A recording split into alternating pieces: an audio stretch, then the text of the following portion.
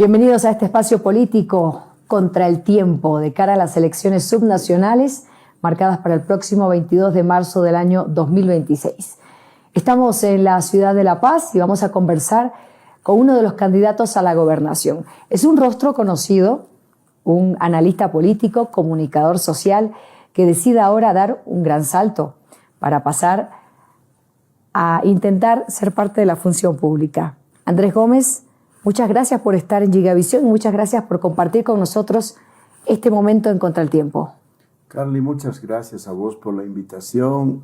Gracias por permitirme conectarme con tu audiencia. Andrés, yo le decía antes de esta entrevista que lo seguimos hace mucho tiempo. Usted es docente, sí, es analista político y es un comunicador social.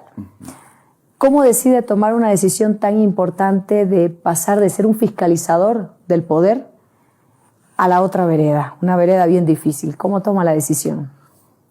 Mira, me ha costado un poco, Carly, porque como tú dices, los periodistas cumplimos una función, ¿no?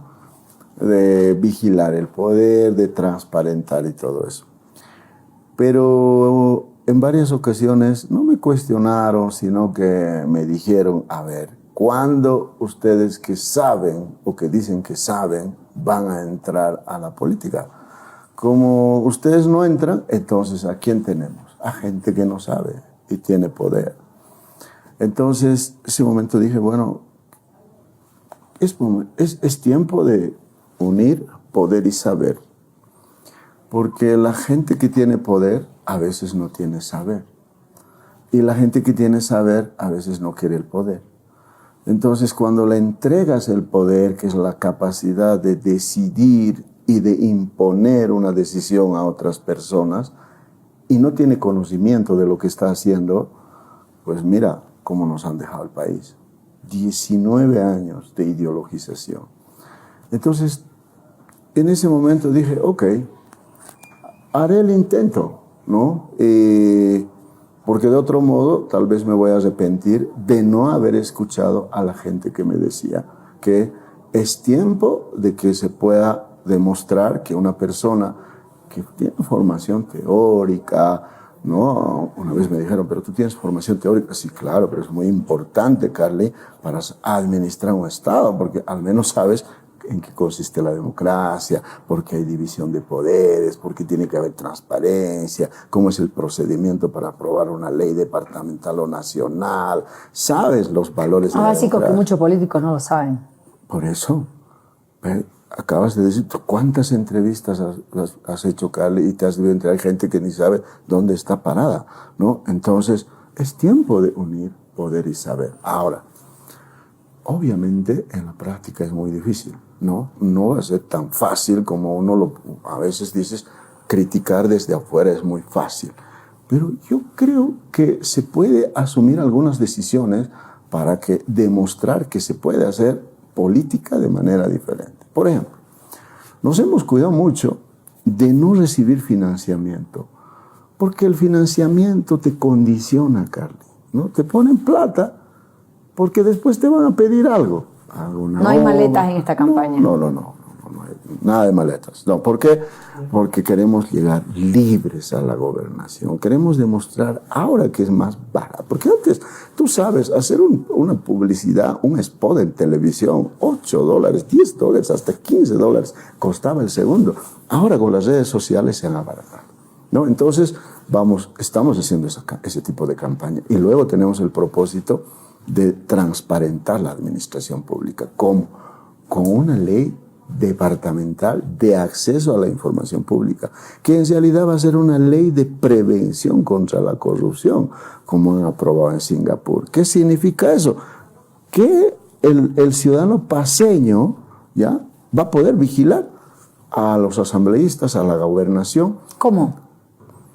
¿Qué información van a proporcionar? Una aplicación vamos a crear, ¿no? Y toda la información vamos a cargar a una plataforma, y en esa plataforma el ciudadano, por ejemplo, Carly va a poder ver, digamos que hemos adjudicado la obra hacia el norte de La Paz, ¿no? Ayata y hasta Apolo. Muy bien, pues va a poder ver qué empresa se adjudicó, cuánto, cómo debe ser en la entrega, ¿no? Va a poder vigilar. Y además queremos que haya una vigilancia pública en la calidad de las obras. Porque, por ejemplo, te dicen que van a hacer de esta calidad la obra y no la hacen. Esa información no es pública ahora, Andrés. No, lo vamos a publicar. ¿Por qué? Porque el ciudadano Cali tiene derecho a saber, porque es su plata. Porque a las personas que nos eligen para representar, no sé si será así en Santa Cruz, pero eligen a representar y el representante recibe un sueldo de la gente. Y la gente te dice, si tú vas a hacer política, Carly, queremos que nos representes y toma nuestro futuro y nuestro dinero. Y tienes que administrar ese dinero. Por tanto, el ciudadano tiene derecho a ver cómo estás administrando. Por eso los países nórdicos son desarrollados. Por eso los países europeos son desarrollados. No porque son mucho más inteligentes que nosotros, no. Porque tampoco hay gente que se ha anclado en el poder. La gente allá en Europa, las veces que fui, el gobernador, por ejemplo, o el canciller alemán, nunca he visto, Cali, una gigantografía donde diga gracias a Merkel hay esta obra. No hay culto a la imagen. Jamás. Eso hay que acabar con eso. ¿Por qué? Porque una autoridad pues es como un ciudadano más. Por eso yo veo el transporte público, por eso Augusto, ¿verdad? Tu compañero de trabajo me decía, y no hay nadie contigo. Pues no, yo camino solo. No tienes a las Amazonas. Me decían, no, yo camino Es una solo. campaña de a pie. Sí, claro, porque creo que el cara a cara, mirar a los ojos, escuchar mucho lo que quiere la gente, el contacto, ¿no? Eso ayuda bastante. Por ejemplo, viajo a las provincias, ¿no? Ahora estaba en un debate de Adepcoca, ahí al bajar la gente me saludaba, ¿no? Entonces eso genera contacto emocional. Y ese contacto emocional, el solo hecho que te digan, oye, estoy contigo, voy a votar por vos porque me gustan tus ideas, pues esa adhesión, Carly, creo que te inspira y dices, bueno, hay que cambiar la forma de hacer política. ¿Qué sectores lo apoyan, Andrés? Me han proclamado a sectores, por ejemplo, como los artesanos del Gran Poder, ya, los cocaleros de Yungas, vecinos de El Alto, ya, sectores de clases medias, profesionales. Y hay algo interesante que me pasa. Gente intelectual, gente que tiene trabajo asegurado, me dice, oye, quiero aportar a tu campaña, pasame un cuere. Sí, yo digo, yo sé que no me va a pedir pega, Carly, porque tiene trabajo y gana mejor que en la función pública. Pero me dice, yo confío en vos, tenemos que cambiar la forma de hacer política y pásame cuere, y te vamos a aportar. ¿Y por qué cree que quieren ayudarlo? Porque confían en lo que puedo hacer. En mi carrera de periodista, creo que he conservado el capital simbólico, que es lo que tiene un periodista. Usted dijo que nunca hipotecó su pluma. No, jamás, Carly. Las veces que a mí me han pedido hacer periodismo en función de algún poder, no lo hice. Porque, mira, te voy a contar algo que no conté a nadie. A ver. En un momento, el movimiento al socialismo a mí me andaba tentando, rondando con N cargos, ¿no? El propio expresidente Morales. Yo nunca acepté. Entonces, en ese momento, en la asamblea de Herbol, yo era director de Herbol, entonces en una asamblea de Herbol, los miembros de la familia Herbol dijeron, es que nos están viendo muy masistas a Herbol. Porque la gente cree que apoyamos. Te estoy hablando del 2006, 2007, 2008. Entonces yo les dije, esperen un ratito, pues va a ver que va a pasar un año y el MAS nos va a detestar. Porque el poder a veces no quiere al periodismo. Porque quiere que lo fiscalicen. Claro, no quiere. Entonces llegó el caso de Caranavi, dos muertos en Caranavi por un bloqueo, por gente que reclamaba que el gobierno de entonces cumpla la promesa que había hecho de instalar una planta de cítricos. Después vino el TIPNIS. El gobierno no se culpó de haber ¿no? Manipulado, de haber encendido el fuego en el Tifnis. Lo único que nosotros hemos descubierto o revelado es que esa carretera no iba a beneficiar a los indígenas porque estaban a 60 kilómetros de la el trazo era otro. El trazo era otro, pero les querían hacer creer que les debíamos beneficiar. Y no sabes, pues desde ese momento, cero publicidad, ¿no? Hay que bajar la cabeza de ese medio. Pero hemos aguantado. ¿Por qué? Porque considero, Carly, que el periodismo es muy importante para la democracia. Porque sin periodismo, ¿cómo nos íbamos a enterar de las maletas? ¿Quién nos iba a contar de las maletas? ¿Cómo nos íbamos a enterar de la narcomadera de Gabriel? ¿Quién nos iba a contar? Es muy importante el periodismo y la independencia del periodismo, porque de otro modo el poder sin vigilancia pues es muy abusivo. Andrés, ¿cuáles son sus principales proyectos?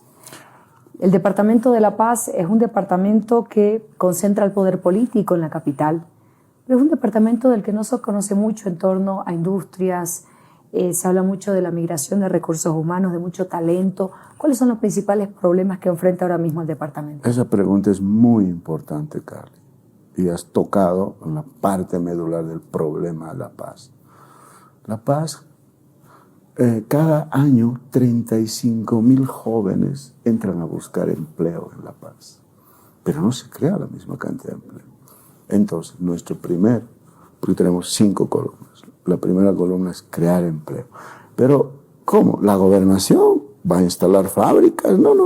Eso no. Ese modelo fracasó. Vamos a crear un clima de inversiones aprovechando la posición gravitante de La Paz cerca al Pacífico. Porque de nuestro país el departamento que está más y tiene más infraestructura cerca al Pacífico es La Paz. Sí. Recordando a los puertos del Perú y Chile. Vamos a trabajar con la empresa privada para instalar, para tener 2 puertos secos en el departamento de La Paz, con toda la logística, para que, por ejemplo, una persona que quiera exportar de Santa Cruz contrate los servicios de estos puertos y diga, yo quiero llegar, no sé, a Asia, entonces la puerto se va a ocupar, la empresa logística se va a ocupar de llevar el producto por Matarán y después en otros buques hasta Chancay y de ahí hasta. Queremos hacer toda esa ruta, mejorar la infraestructura y que lleguen las inversiones. Para eso vamos a hablar con los municipios, con el gobierno central, con la región metropolitana, porque La Paz, El Alto, Laja, Chocalla, Biacha, son municipios que están todos conectados para bajar algunas cosas, por ejemplo, hablar de la presión tributaria, infraestructura pública. Yo les decía un día a los del Alto, les decía, ¿cómo va a venir las empresas si aquí cada vez salen ahora sí guerra civil o bloqueo? La gente no va a venir a invertir. Entonces me dijeron, sí, hermano, pues hay que cambiar esa mentalidad. Entonces, ese es uno. Y lo otro, conectar. Tú, por ejemplo, alguna gente tiene la imagen de que La Paz, Carly, solamente La Paz es el altiplano, ¿no? Eso está en el imaginario, sí, ¿no? Claro, ¿no? Pero La Paz es el 30% del altiplano, Carly. El 70% es valles, yungas, Amazonía. La Amazonía está en el norte de La Paz. Recientemente estuve en Zapaqui, que es un valle precioso. Es la zona que produce más tuna. Árboles y árboles de pera y duraznos, que es tiempo ahora que están. Y me decían, nosotros producimos tanta tuna, durazno, queremos llevar a otros lados de nuestro país, de Bolivia, pero la carretera, ese es un problema. Ese es el otro. Después, el turismo. ¿Has ido alguna vez tú, Carly, a los yungas? No. Anda en bicicleta. Vas a ver que es precioso.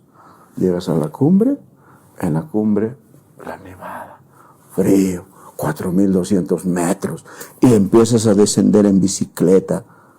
En media hora ves el subtrópico. ¿Qué Verde. Verde.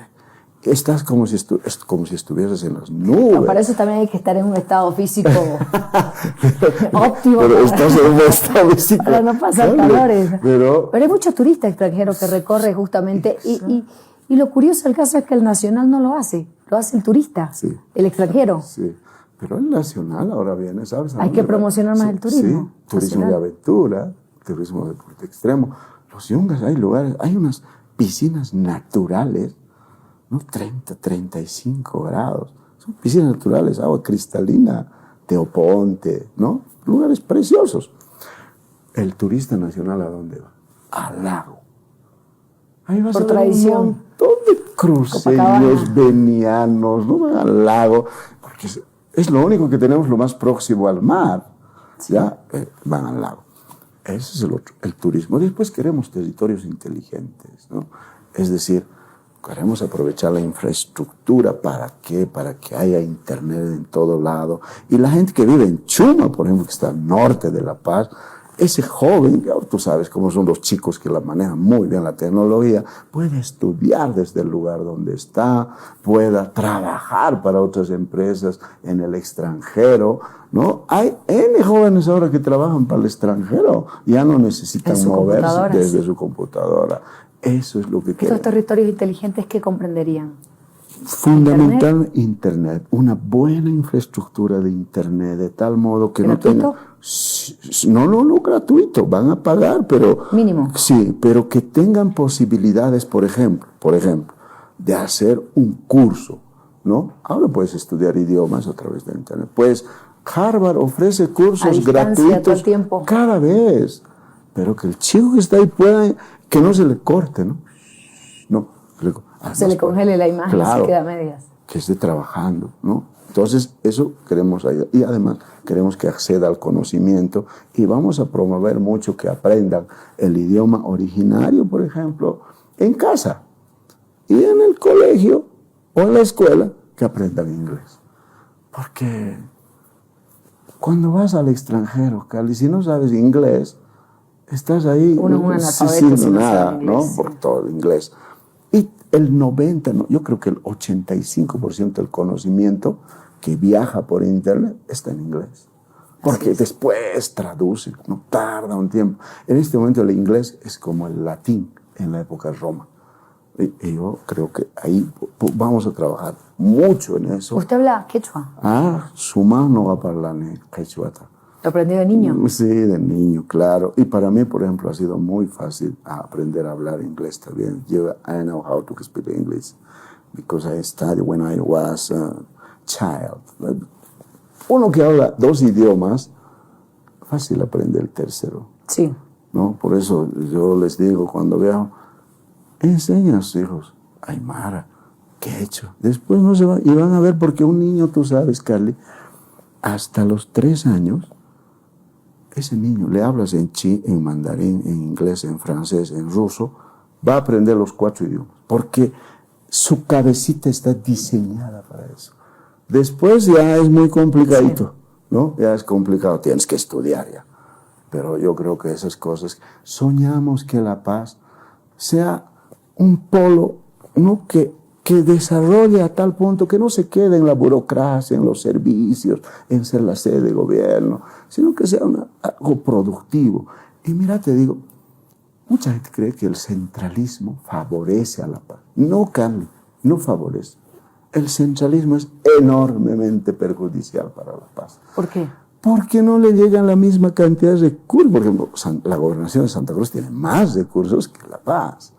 Ya Santa Cruz, el municipio, tiene más recursos que aquí, porque se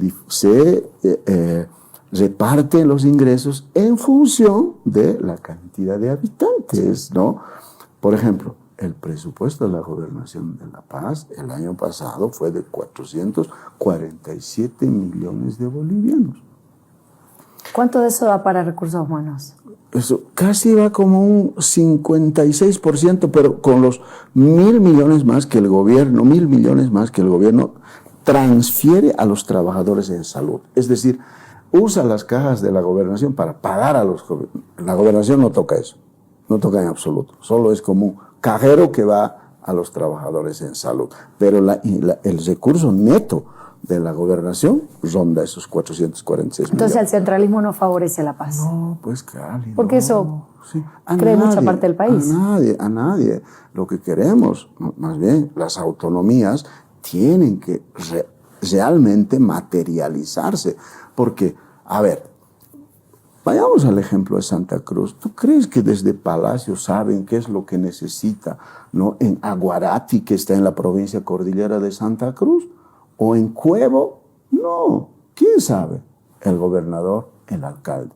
¿Tú crees que desde Palacio saben lo que pasa en Zapaqui, en Curva, en Chuma o en Irupana, aquí en La Paz? En Caranavi, no.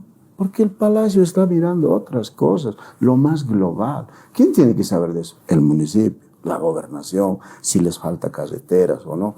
Por eso nosotros vamos a proponer, apenas lleguemos a la gobernación, mover la coparticipación tributaria. ¿Cómo va a ser eso? ¿De qué forma? Por ejemplo, en este momento, Carle, la coparticipación se distribuye así.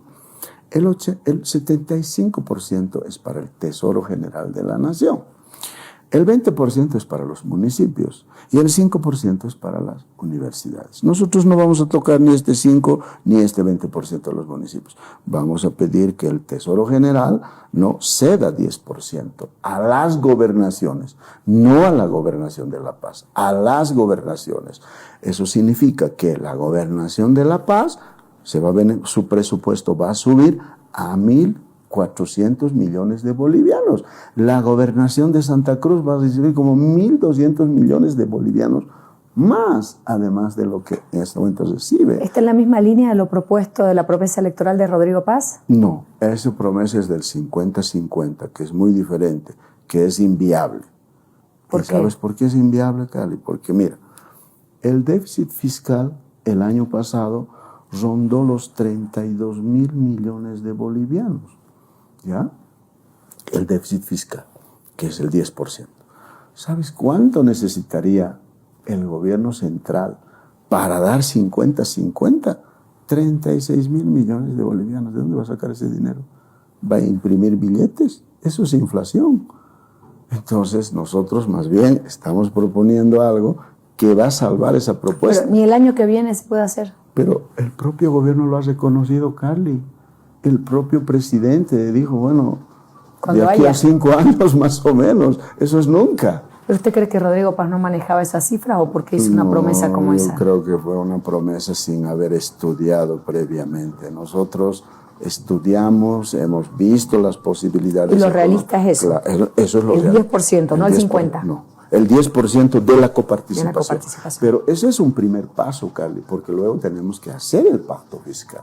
El pacto fiscal, el nuevo pacto. Claro, el nuevo pacto fiscal, ahí vamos a ver cómo se va a redistribuir. Por ejemplo, nosotros quisiéramos tener mayor posibilidad de tener, por ejemplo, discutir la posibilidad de crear impuestos como departamento. Además, una cosa, si Augusto tributa en La Paz, ese tributo, ese impuesto tiene que quedarse en La Paz, pues. Se quiere a la caja de Claro, si José tributa en Potosí, pues se queda en Potosí. Entonces, ese dinero tiene que beneficiar a la gobernación. Y además, la gobernación tiene una mirada estratégica. Lo que pasa es que hemos tenido unos gobernadores que no tenían una mirada estratégica y la gobernación tiene que hacer tiene que hacer un diseño de modelo económico. Tiene que hacer una estrategia económica con los municipios, tiene que trabajar en estrategias de salud.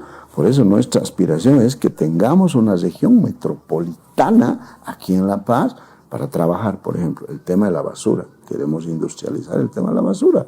Queremos resolver el tema del medio ambiente, porque hay contaminación. El hermoso lago Titicaca que tenemos, que todos los bolivianos van a ver, con el tiempo se va a convertir en un lago lleno de los desechos de El Alto, de Biacha, ¿no? De Pucarani. Eso no queremos, ¿ya? Que tenemos que trabajar, por ejemplo, la conexión de transporte, Carly. Queremos que el paseño tenga un transporte, pues, cómodo, que le ayude a llegar a tiempo, ¿no? Que no haya tantas trancaderas.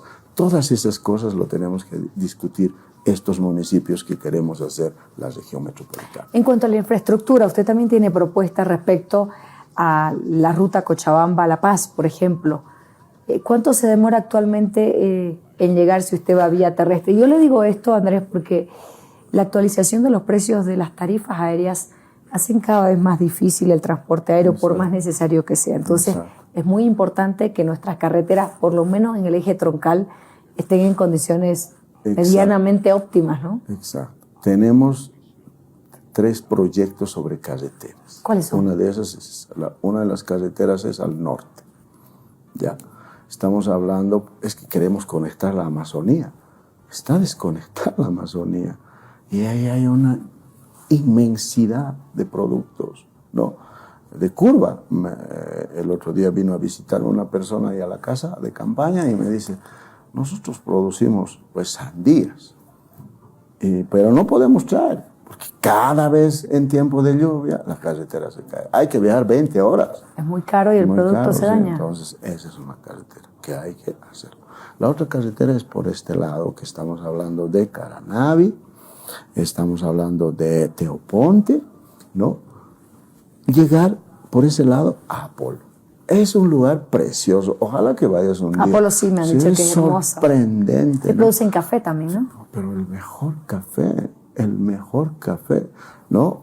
Recientemente hay una persona que trajo un café, pero el aroma es súper delicioso. Ese café se produce en Huancané, se produce en Caranavi, se produce en Palos Blancos. En Palos Blancos, las plantaciones de cacao, el chocolate, ceibo. Bueno, chocolates suizos pues hacen con el cacao boliviano, paceño, ¿no? Para eso necesitamos una carretera. El producto terminado 20 veces más caro. Claro, y lo ponen además hecho en Suiza. Sí. Pero es con cacao boliviano. Además, y lo otro es esta parte del sur, ¿no? Hacia arriba abajo. Ese proyecto está en un plan de desarrollo del Departamento de La Paz de la Federación de Empresarios Paceños. Ellos han trazado ese proyecto. Y data de hace años. Ya no es... ¿Es sobre la misma ruta? Sí, hay que ir por Río Abajo, por la Independencia, que es Ayopaya, departamento de Cochabamba, llegar hasta Cochabamba. Ahora, es muy costosa la carretera, pero yo al menos creo que si unimos fuerzas, el gobierno nacional, los municipios que están a lo largo de la carretera y la gobernación de La Paz y Cochabamba, podemos cristalizar ese proyecto. Así ya no vamos a tener que ir por la carretera A, bueno, el que quiere ir A, ¿no? Por Caracollo, entrar a Oruro y volver ir por aquí. Pero he ido a ver, es un terreno bastante, ¿no? Se necesita mucha inversión. Por eso yo digo, hay carretera, pero la carretera es muy precaria en este momento, ¿no? Yo creo que hay que unir fuerzas con la gobernación de Cochabamba, el gobierno central y los municipios, y así vamos a lograr. Porque si es mucha platita hay que buscar de dónde, ¿no? Sí, pero no sabes lo beneficioso que va a ser. No sabes lo beneficioso que ¿Podría va a ser. activarse allí una alianza público-privada para...? Pero por supuesto, pues Cali, todas las posibilidades. Si va a beneficiar a la gente, hay que hacer las alianzas posibles. Además vas a descubrir lo que se produce ahí abajo. Yo conozco, ¿no? Independencia, Cochabamba. Plantas, árboles de chirimoya. Baratísimos están.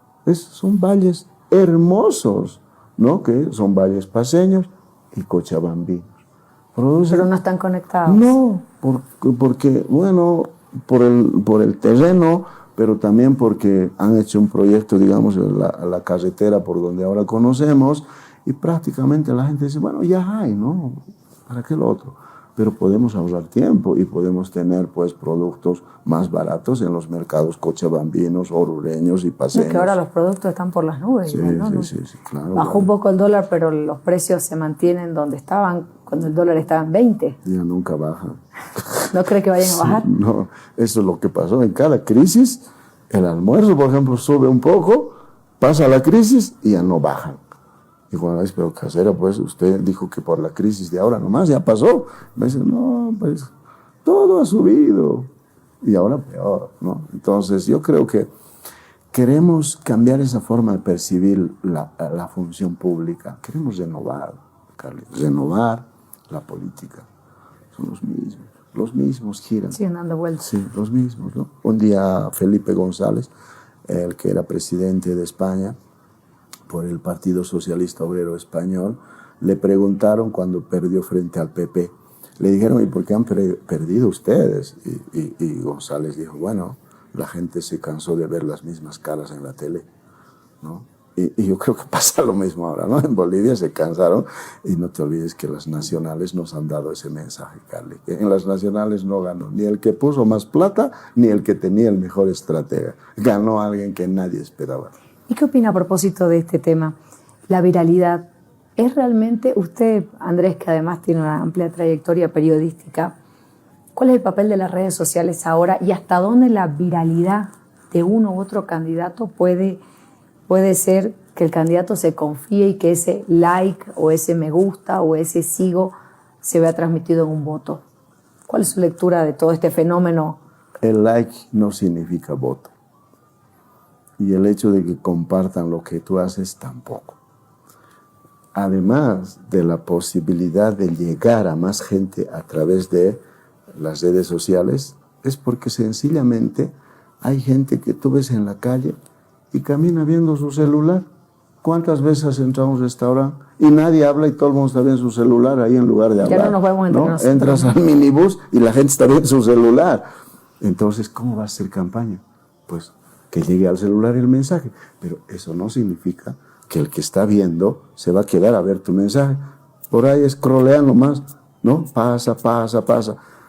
Entonces aquí hay algo que juega a favor. ¿Qué es eso? El contexto. En las anteriores elecciones pesó el contexto.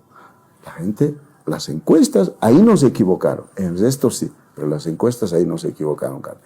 Las encuestas decían que de cada 10, 54, casi 5 o 6 ciudadanos querían nuevos actores políticos, ¿no? E insistieron los viejos candidatos. Y les fue así.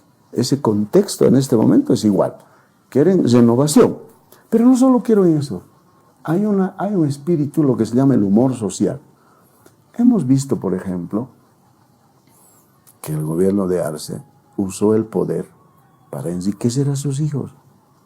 No pueden usar el poder para eso. El poder es para beneficiar a la gente. No puedes usar el poder para beneficiar a tu esposa, a tus hijos, a tu familia, distribuir pegas. Por eso los gobiernos van mal. El poder se usa para... Mi esposa es profesional, trabaja, y a veces me dice, cuando tenga tiempo te acompaño. Cuando tenga tiempo no voy a poder ir. Ok. Porque y mis hermanos tienen igual sus trabajos y mis hijos 2 tienen su trabajo, ganan bien, no necesitan entrar a la política. Entonces un poco más o menos como a mí me han dicho, bueno, ya que has decidido ahí, te vamos a apoyar moralmente, pero no esperes que nosotros vamos a estar yendo ahí. No. Pero es mejor así, Carly. ¿Usted tiene TikTok? Sí.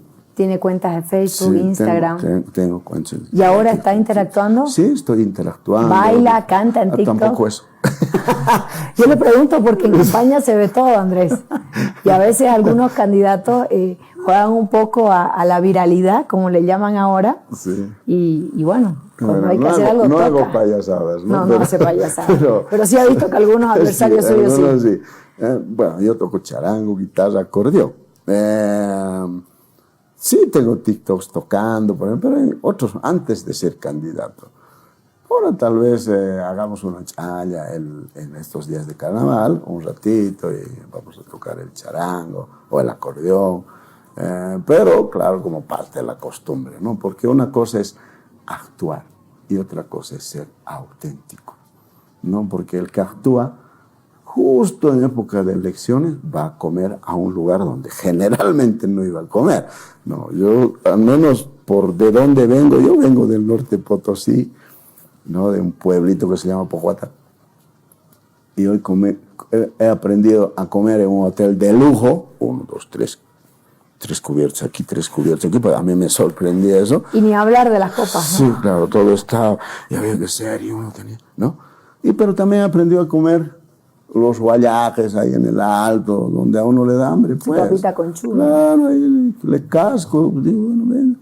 Y como la gente que venimos de las provincias, pues, tenemos un estómago resistente, así que no me hace daño casi nada. ¿Hace cuántos años llegó a La Paz? A mis 10 años, pues cuando era changuito, hace casi 50 años, yo llegué aquí está mi colegio cerca. Estuve en este colegio, en el Alonso de Mendoza, que estaba aquí, en Miraflores. ¿Y por qué migraron sus papás acá? ¿Cómo llegó usted? No migró mi papá o mi mamá. El que se aventuró fue mi hermano, que dijo, mi tía, que es de mi primo hermano, su mamá, tenía una visión. Ella decía, bueno, hay dos cosas. O se educan para salir de la pobreza o nos va a ir muy mal. Tienen ¿Era que muy pobre, Andrés? Sí, bueno, no tan pobre, ¿no? Pero en las provincias, por ejemplo, en el pueblo no teníamos energía eléctrica, no teníamos alcantarillado. Ahora ya hay, ¿no? Pues nunca habíamos conocido un televisor, ni un refrigerador. Y creíamos que no habían esos aparatos. Como no veíamos, pues creíamos que no había esos aparatos, ¿no? Y entonces mi hermano dijo, yo voy a ir a estudiar a La Paz. Y vino aquí a hacer un examen de competencia, dio un examen de competencia para el Instituto Normal Superior de Educación Física, para estudiar, para ser profesor de educación física. Bueno, aprobó, ¿no? Era un tipo ágil y aprobó. Entonces, en abril más o menos me llegó un telegrama, porque no había WhatsApp, ¿sabes? Telegrama que decía, viaje urgente. Ni SMS. Ni SMS. Entonces, me sacaron del colegio, de que estaba en el colegio. Sí, estaba en el colegio 1 de mayo en Llanyagua. Sí, había ido febrero, marzo, me sacaron del colegio, vine aquí y di un examen para entrar a un colegio ahí en Achachicala, John Fitzgerald Kennedy. Después vine aquí a estudiar porque nos trasladamos a Villa Armonía y mi hermano tenía más cerca el instituto y yo podía venir aquí. ¿Tu hermano era como su papá? Sí, con él vivíamos y con mi tía, ¿no? Y luego, ya cuando acabé el tercer intermedio, tú sabes que esa vez era el tercer intermedio, sí. Después el medio, sí. De ahí me llevaron al colegio La Salle, ¿no? Mi mamá no sabía por qué me estaban llevando a ese colegio. Ella pensaba que me habían expulsado del colegio. No, pues lo que pasa, el colegio La Salle. No, lo más prestigioso. Sí, era que esa vez, no sé cómo será ahora, pero esa vez buscaban a los mejores alumnos de diferentes colegios fiscales y se los llevaban, ¿no? Que les daban una oportunidad. Y de ese modo acabé el bachillerato en el colegio La Salle. Y después de eso fui a la Católica, también con una beca de estudios y gracias al fútbol para algo sirve, ¿no? Y ahí tuve unos compañeros. ¿Usted juega fútbol? Sí, unos compañeros de fútbol que tenía, por ejemplo, Denis Flores, el cruceño, que era brillante jugador Denis. El Cambalache, que también vinieron de la Tawichi, ¿no? Grandes jugadores. Yo no sé por qué no llegaron al Bolívar. ¿Qué posición jugaba, Andrés? Yo estaba esa vez mediocampista, ¿no? A veces me ponían de volante de creación, volante de contención, depende cómo iba a veces el marcador, sí. Depende del profe, con quién jugábamos, ¿no? Y era un gran equipo de la Católica. ¿Es del Tigre o de Bolívar? Pues yo soy hincha del Tigre. ¿El Tigre? Sí. Sí. Y bueno, después ya acabé de estudiar en la Católica, empecé a ejercer el periodismo, ¿no? Y luego un día escuché a un abogado decir, estos periodistas no saben ni qué es un habeas corpus, unos ignorantes. Ese día me inscribí a Derecho para saber, y como había horarios de estudio, pues acabé Derecho. ¿Terminó también? Sí. Es que es muy importante para un periodista saber de Derecho. Exactamente. Acabé, después hice ya una maestría en Derecho Constitucional en la Universidad Andina. ¿Pero nunca ejerció el derecho, sí? Sí, ejercí. En 2 casos, 3, pero el periodismo siempre... Un tiempo quería dejarlo, pero había alguien que decía, bueno, oye, tengo este caso, mira, y veía. Era un caso gordo, ¿no? Como por ejemplo, digamos, el robo que han hecho en medio ambiente, el ministro al que encarcelaron, al que le pagaban todas las coimas. ¿Y quién eres vos? Le digo, bueno, no te puedo decir, pero quiero más evidencias. Yo te voy a dar más evidencias. Empecé a verificar y ese tipo de escándalos destapaba. Entonces, pues otra vez me ponía a investigar y no había... Lo tentaban y tenía que volver. Sí, nunca dejaba el periodismo. Andrés, ¿por qué ha elegido a Venceremos como la agrupación política para ser candidato? Porque ¿Tuvo otras ofertas? Sí, hubo otras posibilidades con otros partidos, digamos, del denominado mundo tradicional de los políticos. Y la gente que me acompaña, pues, que tiene una mirada estratégica, dijeron, vamos con una agrupación nueva, vamos con algo que no se conoce, porque si queremos cambiar la forma de hacer política, pues también hay que cambiar, ¿no?, a la forma de ver un partido, porque de otro modo la gente ya saben que está muy, muy decepcionada. Y eso a veces se ve, Carly, en la calle, por ejemplo. Ves gente que muy descontenta con la política, ¿no?, porque cree que el político le roba, le engaña, que entra ahí para enriquecerse, ¿no?, y después de enriquecerse se van. Y creo que hay que cambiar esa percepción. ¿Por qué? Porque se lastima la democracia. La gente empieza a no creer en la democracia, ¿no? Dicen, no, la democracia es para que ustedes, los políticos, hagan plata. Y luego viene un demagogo que dice que va a acabar con todo eso y lo eligen. Y ese demagogo termina acabando con la democracia. ¿Qué opina usted del actual gobernador que está buscando además la reelección, Santos Quispe? Bueno, usted conoce a su padre, ¿no? Sí, lo conocí al Maico, es más, lo visité en la cárcel cuando era preso, ¿no?, político. Yo creo que, mira, hay muchas críticas a la gobernación en este momento, que hizo muchos compromisos y no cumplió. Ya hay denuncias, ¿no?, pero aunque ahora soy político, pero los periodistas siempre nos guiamos por evidencias, ¿no?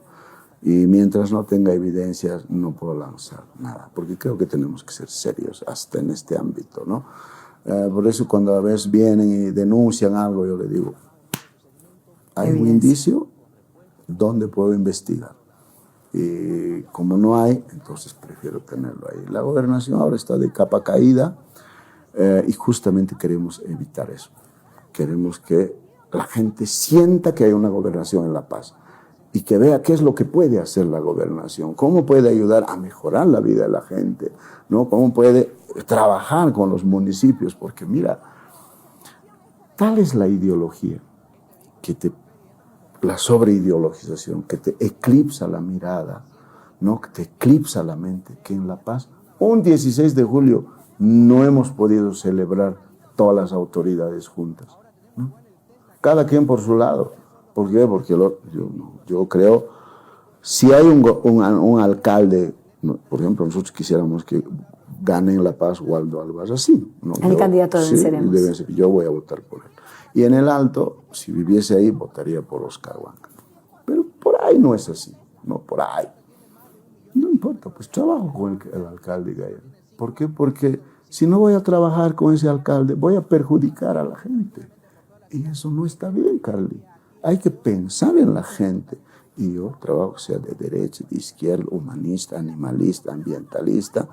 Trabajemos juntos para resolver los problemas de la gente.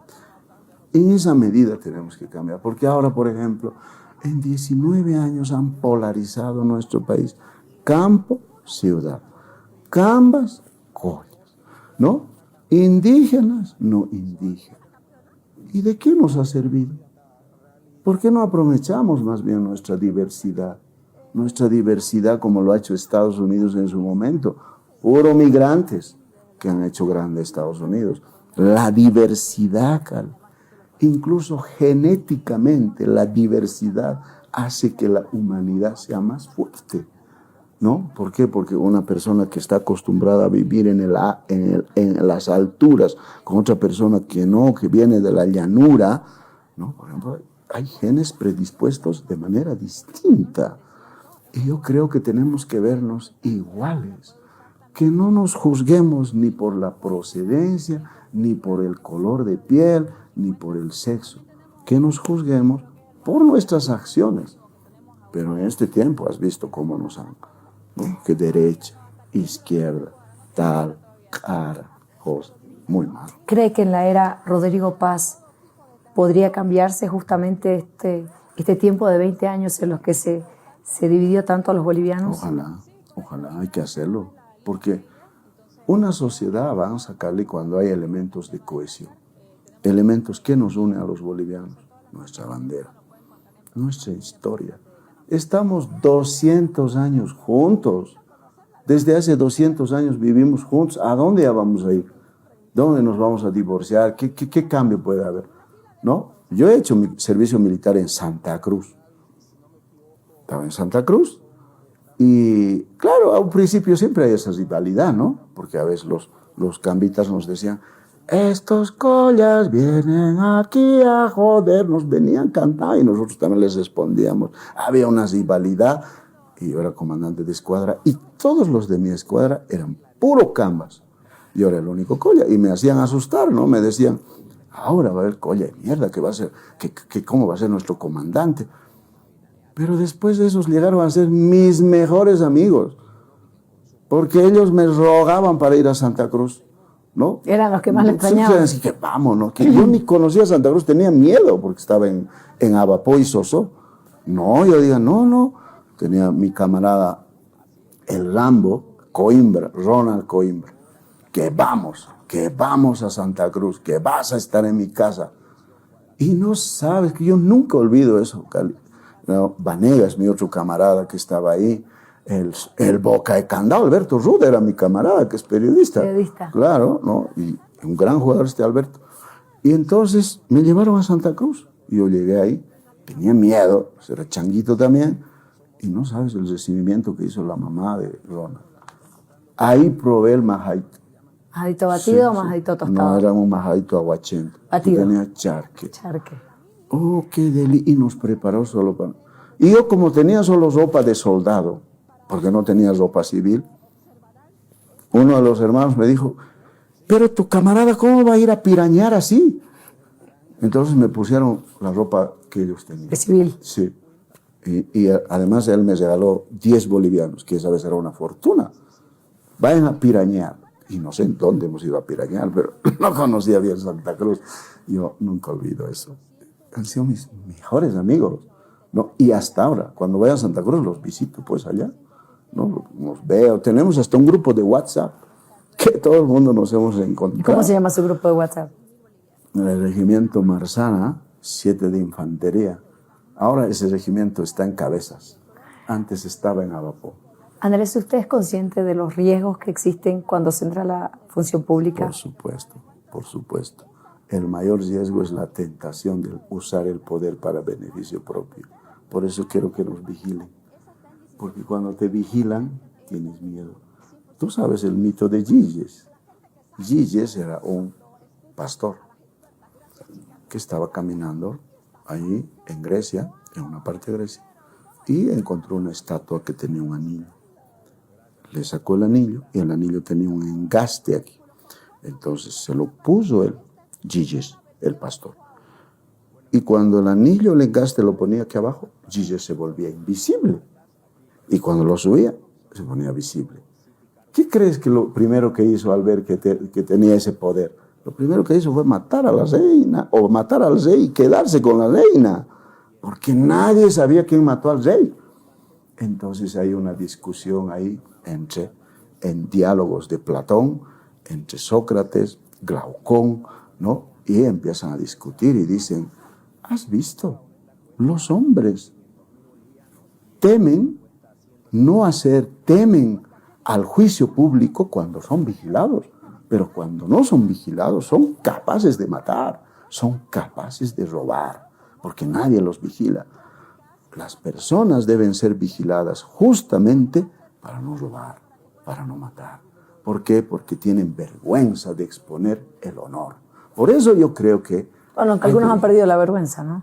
Ah, sí, pero debe ser una pena, yo digo, ¿no? Que salgas a la calle y te digan, ahí va el ladrón que se tiró la plata de este país. No, yo quiero salir libre como ahora, caminar tranquilo con mi familia y punto. Andrés, usted ya es un paceño nacionalizado y este departamento particularmente sufre la ciudad constantes bloqueos, sectores que llegan demandando una u otra cosa al gobierno nacional. ¿Cuál es su posición respecto a los anteproyectos de ley que se impulsan en la Asamblea para justamente si no prohibirlos, por lo menos limitarlos un poco. Ya. Mira, yo creo que ahí hay un desconocimiento, Cali. El Código Penal ya castiga el bloqueo. No puedes boicotear el transporte o no, y no puedes interrumpir las carreteras. Yo no sé por qué la Fiscalía no hace cumplir. Debería hacerlo. Debería aplicar esos tipos penales. Claro, en situaciones, por ejemplo, no puedes bloquear pues por un problema municipal, no bloquear toda la carretera. Ahora, ojo, el derecho a la protesta está en la Constitución y es parte de la libertad de expresión. Pero cuando ya empiezas a romper otros derechos, a limitar otros derechos, no está bien. Pero en nuestro país hay algunos excesos del poder. Dime, Morales acumuló tanto poder, Carly. No funcionaba la justicia, nunca defendía la justicia al ciudadano. Podías, digamos, iniciar una demanda, nadie te hacía caso. La policía operaba para el gobierno. No, el legislativo no existía, era todo gobierno. El poder electoral controlado por el gobierno, a tal punto que han hecho fraude. ¿Qué le queda en esa situación a los ciudadanos? Bloquear. Si no le bloqueábamos, Morales no caía. Claro, si no se paraba el país. No. Entonces, si el poder quiere evitar el bloqueo, si el poder quiere evitar que la gente no proteste de ese modo, no violen pues la Constitución, como lo ha querido hacer esta última etapa del gobierno de paz. No hagan eso. Actuaremos en función de la ley, seamos transparentes, ¿no? Veamos, muestren, por ejemplo, recientemente he visto una denuncia que una empresa tenía que fiscalizar, controlar la calidad de los combustibles, una empresa argentina, más de 80 millones de bolivianos, Cali. ¿Y cómo es que no han podido detectar que esa gasolina estaba en mal estado? ¿Y cómo es que le han pagado 80 millones? ¿Cuánto? ¿En qué momento? ¿Quiénes? ¿Pero por qué no informa el gobierno? ¿Por qué no dicen cómo han contratado? Porque lo han contratado en diciembre, según las versiones. ¿Cree que estamos empezando mal? Obvio, empiezan las dudas, pues. Las maletas. La narcomadera. Es el tercer cargamento, Carly. El tercer cargamento que se hacen pillar. ¿Cuántas habrán salido así? ¿A quién pertenece? ¿Cuántas maletas habrán llegado? Sí. ¿Y a quién pertenecía la narcomadera? Han hecho aparecer a dos desconocidos ciudadanos españoles diciendo que además no están en el país. Sí, no están. Y no han hecho absolutamente nada, ni siquiera para buscarlos en otro lado y traerlos y decir quién era el dueño. Yo deduzco que son palos blancos. Y por eso quieren llegar al poder, porque usan el poder para hacer este tipo de negocios. Porque de otro modo, el mismo poder los denunciaría y dijera, estos son 1, 2, 3, ya. Proceso. Entonces, yo creo que es tiempo de cambiar esas cosas. ¿Podrá Rodrigo Paz hacerlo? Eso lo veremos, está en sus primeros 90 días, creo, ¿no? O en sus 100 días. Todavía le queda un tiempo. Hasta Corto. ahora ha asumido, bueno, con la buena medida ha sido levantarla. La subvención. ¿No? Pero hay estas dudas, ¿no? De los casos de corrupción, hay estas dudas de por qué quería aprobar, por qué quería a través de un decreto violar la competencia del legislativo de vigilar los contratos. Es lo más democrático que existe.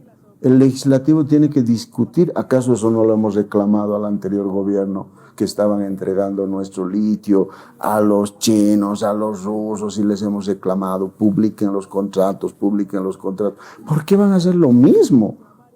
Pues diferénciense, hagan algo distinto y sean transparentes. Pero además tiene como principal opositor a su propio vicepresidente. ¿Eso es bueno o malo para el país? Sí, pero un vicepresidente que cada vez que habla, pues ya casi creo que su palabra se está devaluando cada día, ¿no? Tiene menos peso. Yo creo que sería muy diferente si él cumpliera su labor. Lamentablemente... Hablara menos e hiciera más. Sí, porque el legislativo tiene una función esencial. Ojo que según la Constitución, el vicepresidente no solo participa en el legislativo, sino tiene un pie en el legislativo y otro en el legislativo. La Constitución dice que participa, por ejemplo, de las reuniones de gabinete. Participa en el diseño de la política exterior, ¿no? Además es presidente del legislativo. Ahí debería ser, no es cualquier cosa, pero es como... No es un elemento decorativo. Claro, pero depende cómo lo ejerces. Pero si no lo ejerces bien, entonces te devalúas, tu palabra se devalúa. Y bueno, pues yo creo que tal vez con el tiempo la gente ya prácticamente no le va a creer nada de lo que diga. Andrés, si usted no gana esta contienda, ¿volverá al periodismo? ¿Qué ha pensado? Bueno, yo tengo vida más allá de la política, como he tenido vida antes de la política, ¿no? Por ejemplo, yo creo que me voy a dedicar a dar clases, si es que pasara eso, cosa que no va a pasar. Pero siempre esa posibilidad puede ser. Me voy a dedicar a escribir libros, de hecho que voy a hacer un anuncio comercial, bueno, Carly, voy a presentar mi libro en marzo. El libro titula Democracia, cómo funciona y por qué conduce a la felicidad.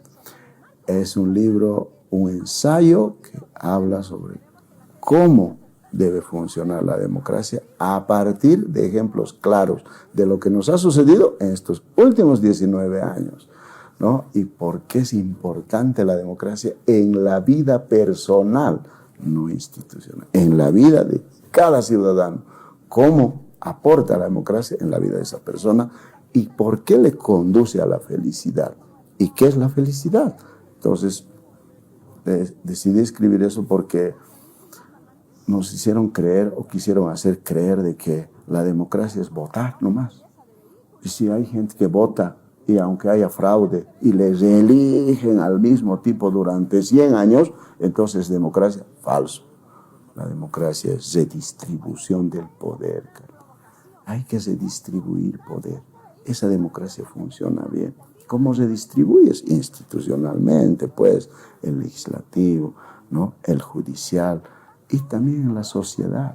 La sociedad tiene que tener poder. ¿A través de qué? De sindicatos, de federaciones, de asociaciones, de ONGs. No puedes copar esas instituciones porque ahí está la sociedad viva que participa en las decisiones públicas. La democracia es transparencia, que dejes que te vean lo que estás haciendo, ¿no? La democracia es esencialmente participación de la gente, ¿no? Y esas cosas, esos detalles, es bueno que la gente lo sepa para que entienda qué es la democracia. Permítame volver para atrás. Me quedó algo ojo en tinta cuando usted hablaba acerca de la posibilidad de que las gobernaciones también puedan crear sus impuestos. ¿A qué impuestos se refiere? Porque al administrador usted le habla de impuestos y ya se le paran los pelos, ¿no? Sí, no. Lo que pasa en este momento hay, por ejemplo, el impuesto a los hidrocarburos y sus derivados, ¿no? Que es de competencia nacional. De ahí una parte... ¿El IDH? Sí, no, el IDH es otra cosa. Este es el impuesto especial a los hidrocarburos y sus derivados. Porque el IDH es resultado de la venta del gas, pero el gas que se exporta. Por eso los departamentos productores reciben más. En cambio, los otros departamentos que no producen, no, hay un fondo de solidaridad. En cambio, el impuesto especial a los hidrocarburos y sus derivados es de cada litro de gasolina que carga. Por ejemplo, aquí en La Paz, un porcentaje de ese litro se queda va a impuestos y va a la gobernación, ¿no? Eso, por ejemplo, tendríamos que verlo, de tal modo que no sea solo un porcentaje, sino que si hay aquí el parque automotores de 250,000, ese impuesto que ya existe ahora, ese recurso se quede en el departamento, entonces va a subir mucho más, obviamente Santa Cruz y según la cantidad de vehículos en cada región. Esa es una idea que nosotros tenemos, no es crear otro impuesto. Ahora, hay otro impuesto que es como una tasa en realidad, ¿no? Es el derecho a la sucesión, cuando alguien va a dejar una herencia. En Santa Cruz ya se aplica en la gobernación. Sí, aquí también, ¿no? Todos esos pagos van a la gobernación, pero es mínimo, no es mucho, ¿no? En cambio, el consumo de gasolina, de diésel, pues es altísimo, ¿no? Eso sería ideal. Sería muy importante para ejecutar proyectos. Claro que sí, para ejecutar proyectos, ¿no? Y después con el tiempo discutir otras posibilidades de ingreso. Una de las fuentes de ingreso de La Paz, Cali, son las regalías. En La Paz es el primer departamento productor de oro, ¿no? Muchos minerales. Sí, el año pasado, por ejemplo, La Paz ha recaudado 339 millones de bolivianos por las regalías de oro, de minerales. Y yo creo, según los cooperativistas que me han venido a visitar, han dicho, eso puede ser mucho más. Lo que pasa es que se lo roban en Senarecom. Ahí hay una mafia, me dijeron. ¿Y cómo funciona? Les pregunté. Lo que pasa es que yo voy y digo, bueno, 10 kilos, digamos. O va la comercializadora declara 10 kilos de oro, pero solo hacen figurar 2 y 8 va al mercado negro. Entonces, nadie vigila eso. Eso tendríamos que vigilar para que las regalías de La Paz suban más. Porque falta fiscalización ahí. Exactamente, vigilancia, ¿no? Hay que vigilar. Incluso han sugerido instalar trancas en los lugares donde producen, donde explotan oro, ¿no? Porque no puede ser que a la ONG CETLA señaló unos datos hace un año. 3.000 millones de dólares ha generado el oro. 3.000 millones. ¿Cuánto han dejado para el Estado? Y es uno de los minerales que tiene una de las mejores cotizaciones, ¿no? $5.200 la onza Troy en este momento. Y es posible que siga subiendo. Incluso algunos creían que era mucho mejor ahorrar en oro que ahorrar en billetes. Es muy probable que el mundo cambie de patrón, ¿no? Es decir, ahora ahorrar en dólares, porque es el patrón de valor. Pero con el tiempo quizás volvamos al patrón oro, porque un tiempo era el oro, y volvamos al patrón oro. En ese caso, el oro va a llegar a 10.000, ¿no? Se va a disparar. Y Bolivia es un país productor. Un país productor. En La Paz hay 2.000 cooperativas que producen, que están explotando, buscando oro. A algunos les va bien, a algunos no. Por eso dije, bueno, es hora de que aportemos, los propios cooperativistas tan conscientes, es tiempo de que aportemos a nuestro departamento para que esté muy bien, pero que no nos roben en esas instancias. Andrés, quiero agradecerle mucho por este tiempo. Estamos conociendo el perfil de los candidatos a la gobernación, que son más de 15. Está dura la contienda y bueno, le deseamos mucho éxito, Andrés, en esta aventura política a la que usted se lanza. Un periodista, decíamos, analista político, docente, que decide pasar de ser un observador crítico a un actor. Estos últimos minutos pídale o háblele justamente al elector. ¿Qué le promete usted a La Paz si es que es electo gobernador? Carly, muchísimas gracias por el tiempo y por el espacio.